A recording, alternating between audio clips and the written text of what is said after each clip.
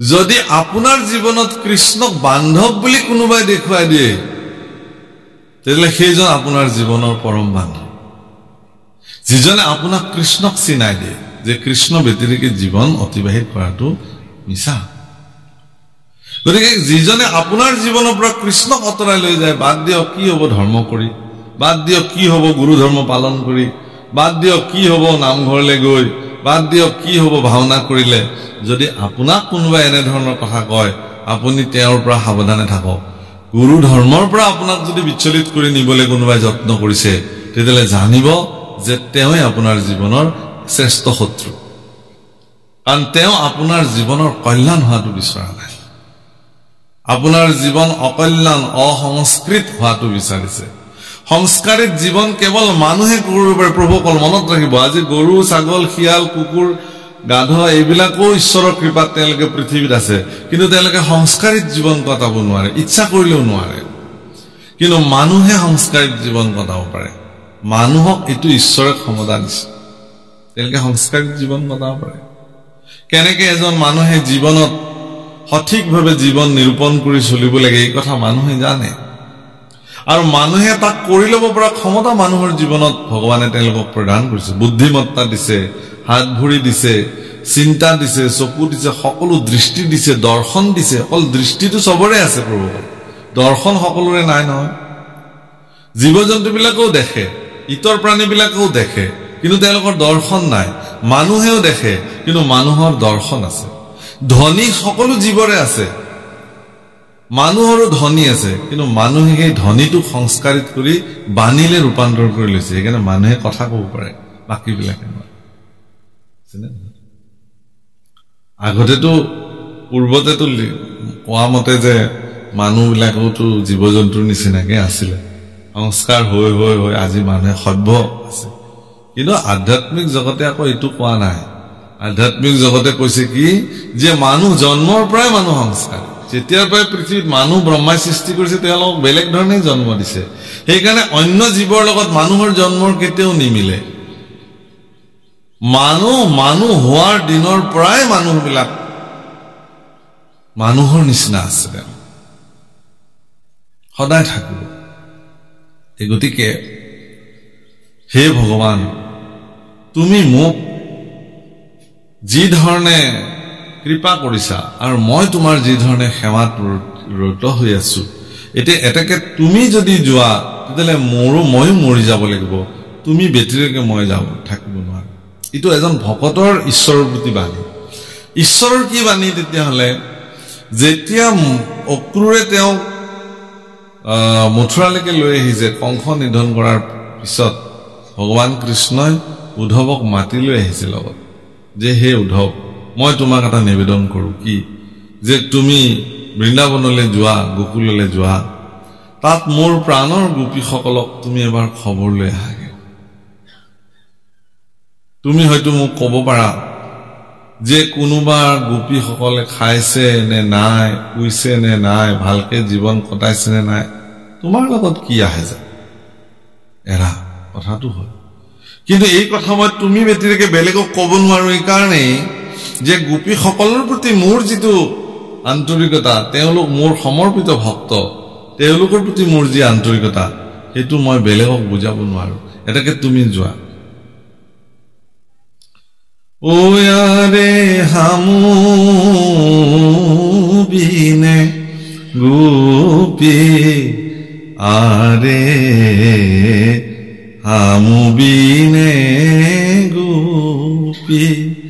রতিলেকে যুগ যায় হামু বিনে গোপী রতিলেকে যুগ যায় এটা তিল সমান সময় তেওঁলোকৰ কাৰণে এটা যুগ মোৰ অবিহনে তেওঁলোকে কথা কিমান ভাল পাব পাৰে ভগৱানক ইমান প্ৰেম ভগৱানৰ প্ৰতি তেওঁলোকে সমৰ্পিত মনোবৃত্তিৰে ভগৱানৰ ওচৰত তেওঁলোকে গৈ পেলাই নিজক সমৰ্পিত কৰিছিলে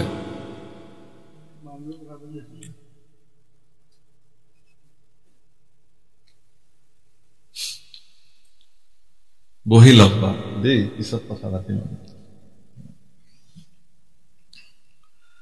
গতিকে হামু বিনে গোপীৰতিলেকে যুগ যায় মোৰ অবিহনে এটা তিল সমান সময় গোপীসকলৰ এটা যুগৰ নিচিনা গুচি গৈছে গতিকে হেয়া অকল গোপীসকল নহয় আপোনাৰ কাৰণেও ভগৱানে এই মনোবৃত্তি দিব পাৰে সেই সৌভাগ্যবান হ'বৰ কাৰণে আপুনি সাধনা কৰিব লাগিব কিন্তু এটো ঠিক যে সেই সাধনাত যদি আপুনি সিদ্ধ হয় তেতিয়ালে আপোনাৰ কাৰণেও ভগৱানে কান দিব কিন্তু আপোনালে মনত পেলাই পেলাই ভগৱানে আপোনাৰ ওচৰলৈ আহিব হেতু এক নিয়ম সেইকাৰণে উদ্ধৱেও কৈছে যে প্ৰভু মই তুমি অবিহনে মই থাকিব নোৱাৰো ৰাম তুমি তপ পুণ্য তুমি বিনে শূন্য কিমান ধুনীয়া কথা কৈছে ও দেখো ইটো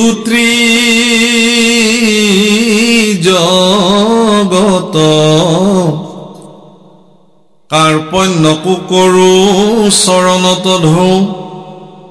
লয়ুক মুক লগত মুক লৈ যোৱা তাতকে লগত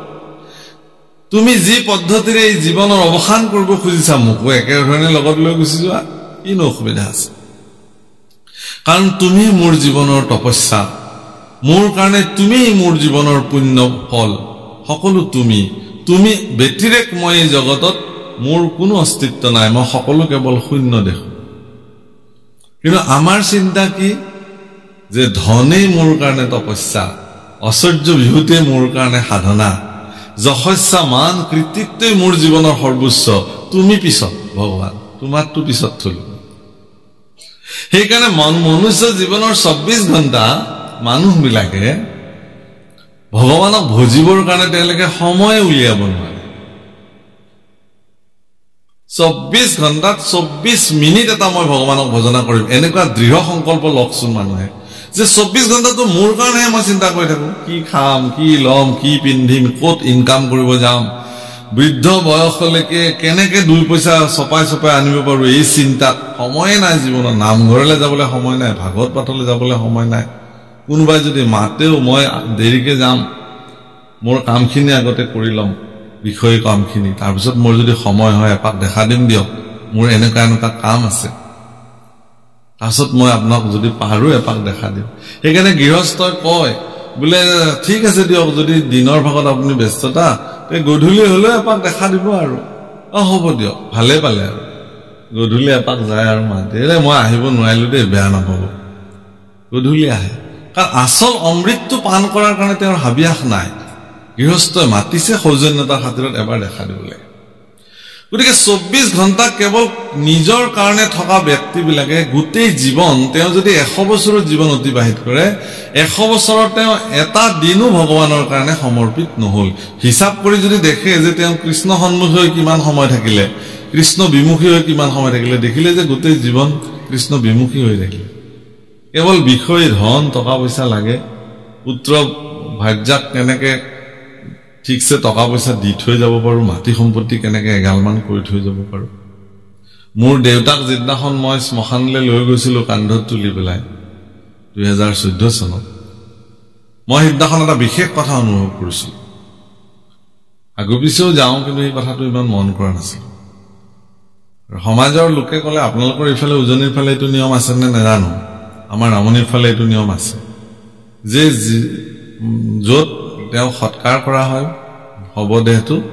তাত এটা যিকোনো মূল্য পইচা এটা পাতি পইচা এটা অৰ্পণ কৰিব লাগে কৰি বসুমতিৰ পৰা সেই 6 ফুট মাটি সেই কিনি ল'ব লাগে ক্ৰয় কৰিব মানে মই ভাবো যে এইটোনো কি নিয়ম কিন্তু নহয় আচলতে এইটো সমাজৰ কাৰণে এটা ডাঙৰ বাৰ্তা যে যিজন ব্যক্তিয়ে জীৱন্ত অৱস্থাত বাহাদুৰি মাৰিছিল যে মোৰ 100 বিঘা মাটি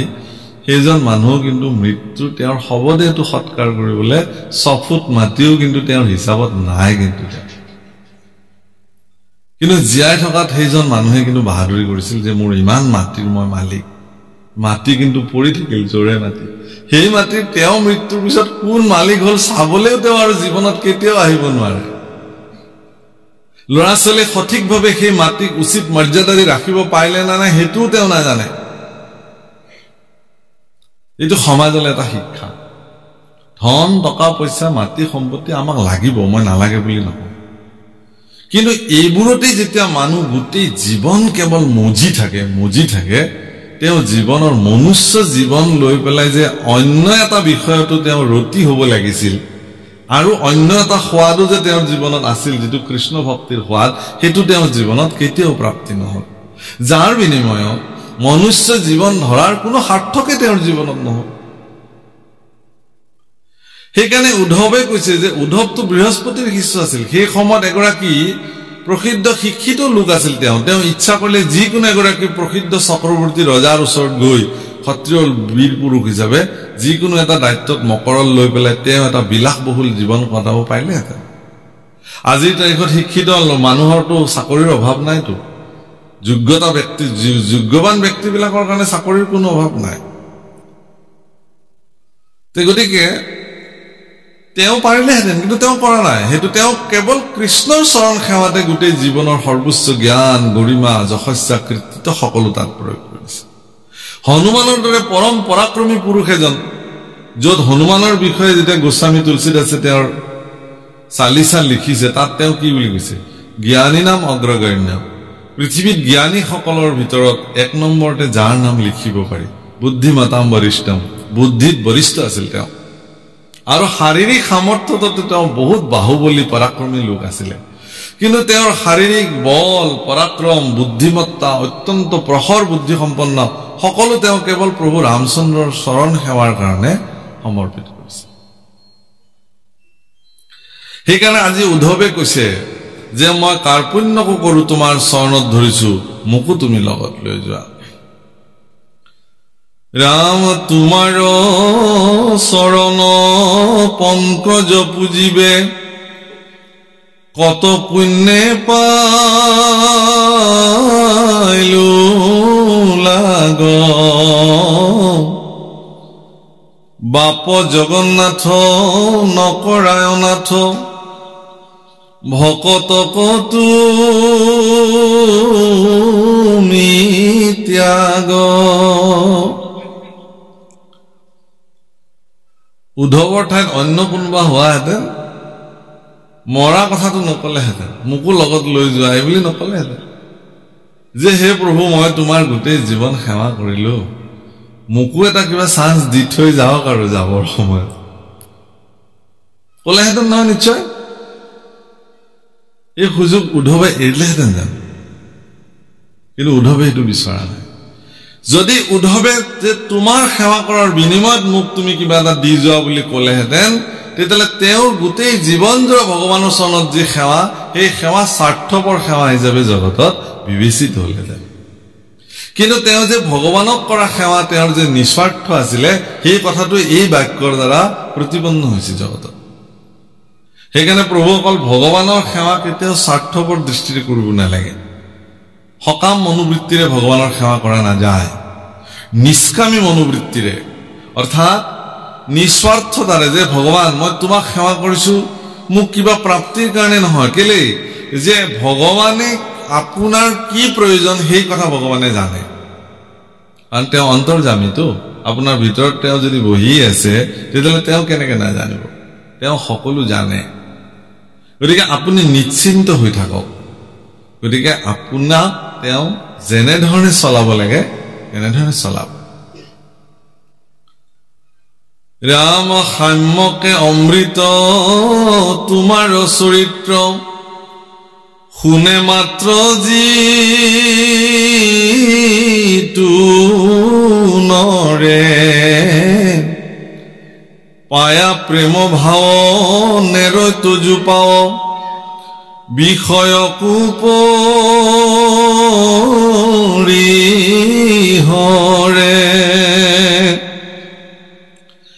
অশয়নে ভোজনে স্নান গোপস্থানে সদা সেৱা কৰো আমি তোমাক নেদেখি ৰাখি প্ৰাণ প্ৰভু কিমতে বৰ্তি স্বামী সাম্যকে অমৃত ইয়াত সাম্যক শব্দটো সংস্কৃতৰ পৰা সাম্যক শব্দৰ পৰা আহিছে গতিকে সাম্যক মানে ভাল শ্ৰেষ্ঠ সাম্যকে অমৃত তোমাৰ চৰিত্ৰ সাম্যকভাৱে অমৃত শ্ৰেষ্ঠ অমৃত ইয়াতকে আৰু বেলেগ অমৃত নাই শুনে মাত্ৰ যিটো নৰে তোমাৰ চৰিত্ৰ কোনোবাই শুনাৰ লগে লগে তেওঁৰ প্ৰেম ভাৱ জন্ম হয় আৰু তেওঁ তোমাৰ চৰণ কেতিয়াও এৰিব নোৱাৰে আৰু বিষয়ৰ প্ৰতি তেওঁ নিজে নিজে বিৰক্ত হৈ যায় বিষয়ৰ পৰা বিৰক্তি যদি নহয় এজন ব্যক্তি তেতিয়ালে তেওঁ ভোগী হ'ব ভোগ প্ৰৱণতা তেওঁৰ জীৱনত বাঢ়িব ভোগ কৰিব লাগে ভোগ মানে ইন্দ্ৰিয়ৰ প্ৰতি সন্তুষ্টি হোৱাৰ ব্যৱস্থাসমূহ ভোগ বোলে চকুৱে কি চাই ভাল পায় আপোনাৰ চকুকেইটাই সেই বস্তু চাবৰ কাৰণে চকু উত্ৰাৱল হৈ থাকে কিন্তু সেই দৃষ্টিটো আপোনাৰ মনোবৃত্তিৰ লগত হি কিন্তু সম্পৰ্কিত তেওঁ কেনেকুৱা বস্তু দৃষ্টি দি ভাল পাব গতিকে তেওঁৰ যদি মানসিকতা যেনেকুৱা তেওঁ তেনেকুৱা বস্তু চাবৰ কাৰণে চকু উত্ৰাৱল হৈ থাকিব আৰু সেই বস্তু যেতিয়ালৈকে চকুক তেওঁ নেদেখুৱায় তেতিয়ালৈকে তেওঁ শান্ত নহয় যদি তেওঁ ভবা অনুযায়ী তেওঁৰ চকুক তেওঁ দৰ্শন কৰাব পাৰে সেইটো ভোগ বোলে সেইটো চকুৰ তৃপ্তি হৈ গ'ল চকুৰ ভোগ হৈ গ'ল তেওঁ সন্তুষ্টি পালে সন্তুষ্টি পোৱা নাই যদি তেওঁ বিষয় ভোগ কৰিছে তেলে ইয়াতকেও আৰু বেলেগ ধৰণে দৃষ্টি দিবৰ কাৰণে তৃষ্ণা আৰু বাঢ়িব কিন্তু যিবিলাক আধ্যাত্মিক দৃষ্টিভংগীৰে যিবিলাক ব্যক্তিয়ে জীৱন অতিবাহিত কৰে তেওঁলোকৰ চকুৱে কি চাব খুজিব ঈশ্বৰৰ ৰূপ আৰু সেই ঈশ্বৰৰ ৰূপ তেওঁলোকে ক'ত চাব খুজিব তেওঁৰ সন্মুখত বিদ্যমান হোৱা প্ৰতিটো ঘটতেই ঈশ্বৰৰ স্বৰূপ দৃষ্টি দিবৰ কাৰণে তেওঁ ইচ্ছা কৰিব অৰ্থাৎ আপুনি যদি মোৰ সন্মুখত উপস্থিত হয় আপোনাক মই সাক্ষাৎ ঈশ্বৰ বুলি দৃষ্টি দিবৰ কাৰণে মোৰ চকুক মই বাধ্য কৰালো এটো মোৰ কাৰণে চকুৰ ভোগ বুজিছেনে কথাটো ধৰিব পাৰিছে নহয় অলপ অসুবিধা হৈছে নেকি ধৰা একদম কথাটো বুজিছেনে কথাটো যে মোৰ দৃষ্টিত যদি আপোনাক মই ভগৱান বুলি লওঁ যে এইজনটো সাক্ষাৎ ঈশ্বৰ ভগৱানৰ ৰূপ তেখেত আপোনাৰ চকুৱে এনেকুৱাকে দৰ্শন কৰিব অভিলাষ কৰি থাকে যে তাৰ বহুত ভকত গোট খাব আজি সাক্ষাৎ ঈশ্বৰৰ বাংময় মূৰ্তি প্ৰতিষ্ঠা হ'ব সুন্দৰ ঈশ্বৰৰ বাণীৰে নাম প্ৰসংগ হ'ব গতিকে আপোনাৰ চকু কাণ নাক শৰীৰ ভৰি হাত উত্ৰাৱল হৈ যাব লাগিব যে কেতিয়া সেই স্থানলৈ গৈ পাওঁ হে জিভা সদা তোৰ মধুৰ ৰাখে প্ৰিয় মাত্ৰ জান তই ৰসৰ সাৰক হে জিভা তইতো সদায় ৰসৰ সাৰতে বিচাৰতে তোৰ জীৱন গ'ল তইতো জান কি ৰসৰ সাৰ কিন্তু তুমি হৰি নামৰ ৰস এবাৰ জীৱনত পান কৰিবাচোন সমস্ত অমৃততকৈ অধিক সোৱাদযুক্ত সেই ৰস তুমি এবাৰ পান কৰি চাবা সেইকাৰণে জিভাই যেতিয়ালৈকে কৃষ্ণ নাম ৰস আপ্লুত নহয় তেতিয়ালৈকে জিভাই পৃথিৱীৰ অন্য বিষয় ৰসকে সৰ্বশ্ৰেষ্ঠ ৰস বুলি গণ্য কৰে মানৱ দেহাটো ক্ষণভংগুৰ এদিন নিটো দেহা ভাঙি যাব এই দেহা এদিন শেষ হৈ যাব তাৰ পিছত কিন্তু জিভাই আৰু ৰস আস্বাদন কৰিবলৈ হিও নাথাকিব দেহৰ লগতে হিও বিলুপ্তি ঘটিব মানৱ দেহা মাটিৰ ভাণ্ডৰ ভাঙলে হবে খণ্ডৰ খণ্ড আমাৰ গোৱালপৰীয়া ভাষাত দেহা বিচাৰ কৰিছে ভাঙলে দেহা জোড়া মিলবে না ও একবার হরি বলো মন রসনা মানব দেহের গৈরব কইর না হে জিভা রচনা হে জিভা তুমি এবাৰ মাত্ৰ হৰি বোলা এই মানৱ দেহাটোক লৈ তুমি গৰ্ব কৰি থাকিব নালাগে তোমাৰ ভিতৰৰ মানুহটোক তুমি সোধা তুমি আসলতে কি ৰস পান কৰিবলৈ তোমাৰ মন যায় সৰুৰ পৰা মিঠা খাব ভাল লাগে মিঠা বস্তু হলে ভাল পাওঁ বাচ্চাবিলাককো আপুনি তিতা দিলে হি নাখায় এবাৰ খুৱাই দিলে দ্বিতীয়বাৰ আৰু হি মুখে নেমেলিব কিন্তু গুল্লাটো ভাঙি ভাঙি এটুকুৰ এটুকুৰকে দি থাওক 10 বাৰ হলে 10 বাৰে মুখখন মেলি দিব তাৰ মানে এই শিশু অৱস্থাৰ পৰাই জিভাখনে এনেকুৱা বিষয় ৰূপ হি লৈ ললে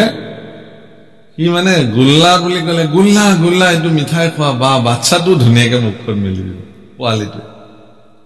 কিন্তু এইটো তিতা খোৱাচোন অকমান কান্দিব চিঞৰ বাখৰ কৰিব জোৰ জবস্তি মুখ মেলি খোৱাব লাগিব দৰব নাখায় মিঠা দিলে খাব কেলে সেইটো মানুহৰ দেহৰ বৈষয়িক চৰিত্ৰ সেইটো জ্ঞান বুদ্ধি নহওক লাগে কিন্তু শৰীৰটো এনেকুৱাকে গঢ়লৈ পৃথিৱীলৈ আহিছে এই শিশুটো জানে যে এইটো মোৰ কাৰণে সোৱাদ গতিকে এইটো অনিয়ন্ত্ৰিত এটা শিশুটোক কোনে নিয়ন্ত্ৰিত কৰিব তেওঁৰ পিতৃ মাতৃ কৰিব লাগিব তেতিয়াৰ প্ৰায় যে ই মুখখন টপৰ টপৰকে মেলি আছে কাৰণে আপুনি আপোনাৰ শিশুটোক এটা গোল্লা গোটেই খুৱাই দিব নেকি নিদিব আপুনি তাক তেতিয়াৰ পৰাই নিয়ন্ত্ৰিত কৰিব লাগিব পিছত যে কি হ'ব বোলে মই বৰ মৰমেৰে আপোনাৰ কাৰণে 10টা গোল্লা আনিছিলো আপুনি নাখালে বৰ দুখ পাম এই আপুনি মোক মাৰিব খুজিছে নেকি আপোনাৰ মৰমটো ল'বলৈতো মোৰো ইচ্ছা আছে কিন্তু মই এটা আপোনাৰ মৰমটো ল'ব নোৱাৰো এটুকুৰো খাব নোৱাৰো মোক একদম ডাক্তৰে পুৰা মানা কৰি থৈ দিছে তথাপিও আৰু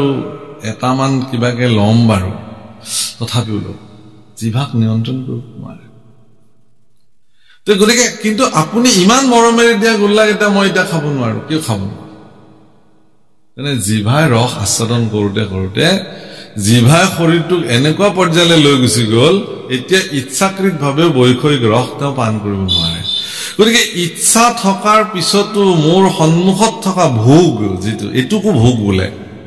সেইকাৰণে এটা বিষয়ী ভোগ এটা আধ্যাত্ম ভোগ আপুনি লওক সিদ্ধান্ত সেইকাৰণে আপোনাৰ ল'ৰা বা আপোনাৰ ছোৱালীজনীক যেতিয়াৰ পৰাই মন মানসিকতা জনা হ'ব তেতিয়াৰ পৰাই আপুনি এই ডিফাৰেন্স তাহাঁতক দিয়ক যে তুমি সিদ্ধান্ত লোৱা বাছা তুমি বিষয় ভোগত ৰত হৈ থাকিবা নে আধ্যাত্মিক ভোগত তুমি ৰত হৈ থাকিবা কোনটো ভোগ তোমাক লাগে যদি তুমি আধ্যাত্মিক ভোগত জীৱন কটাব খুজিছা তেতিয়াহ'লে তোমাৰ মনুষ্য জীৱন ধৰাৰ সাৰ্থক হ'ব আৰু যদি বিষয় সুখত তেতিয়া তাৰ উদাহৰণ নামঘোষাত দিছে দন্তবিহীন যেন কুত্তা চুবাই বাক নপাৰয় হাড় লৰফৰ কৰি চেলে কয় মাত্ৰ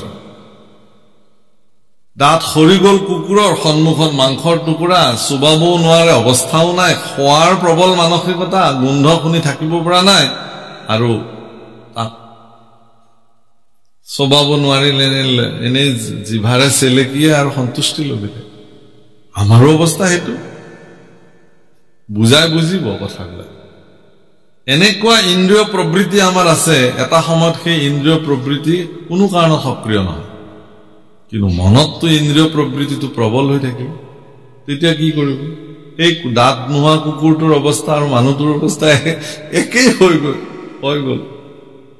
সেইকাৰণে কৈছে যে এতিয়াৰ পৰা আপুনি নিয়ন্ত্ৰিত কৰক অসুবিধাটো কি আছে এতিয়াৰ পৰা নিয়ন্ত্ৰিত কৰক হে প্ৰভুসকল আধ্যাত্মিক জগতে আপোনাক এই অৱস্থাটোলৈ লৈ যাবৰ কাৰণে প্ৰয়াস কৰিছে যে ইন্দ্ৰিয়ৰ আসক্তি যিমান আছে তাৰ সীমাবদ্ধতা নাই তাৰ মানে কোনো পৰিসীমা নাই পৰিধিবিহীন ইন্দ্ৰিয়ৰ মানে আসক্তি ভোগ কিন্তু আধ্যাত্মিক জগতত ইন্দ্ৰিয়ৰ আসক্তি ভোগৰ পৰিসীমা নিৰ্ণয় কৰা হৈছে যে ইমানখিনিতে থাকিব লাগিব ইয়াতকে তুমি যাব নোৱাৰা গতিকে সেই সীমাত যেতিয়া তেওঁ নিয়ন্ত্ৰিত জীৱন কটাব তেতিয়া তেওঁৰ জীৱনত আটাইতকৈ শ্ৰেষ্ঠ সম্পত্তিটো জন্ম হ'ব যাৰ নাম ভক্তি যেটো মহাপুৰুষ গুৰুজনাই অত্যন্ত কঠোৰ ব্যৱস্থাৰ দ্বাৰা শ্ৰমৰ দ্বাৰা তেওঁ গীত পদ কৰিলে সংস্কৃতৰ পৰা অসমীয়ালৈ শাস্ত্ৰ অনুবাদ কৰিলে ভাওনাৰ সৃষ্টি কৰিলে খোল সৃষ্টি কৰিলে কেনেকে ভকতসকলক মানে ঈশ্বৰমুখী কৰিব লাগিব তাৰ কাৰণে প্ৰয়াস কৰিছে এই কাপোৰখিনিৰ আঁৰত খুব কথা পাতিছে আইসকলে হয়নে এই আইসকলক কৈ দিয়কচোন এই আজি আমাৰ নয়ন দত্ত বাবজনাকে প্ৰমুখ কৰি